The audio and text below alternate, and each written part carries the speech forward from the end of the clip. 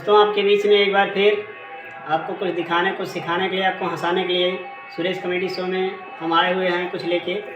एक लड़का एक लड़की से गाना बना के बता रहा था, कार्टूनी गाना था।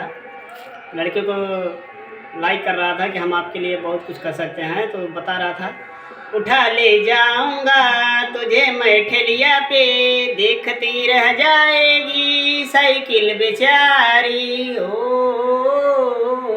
लड़की ने खुश हुआ कि यार आपका गाना बहुत अच्छा, मैं भी एक गाना आपके लिए सुना रही हूँ।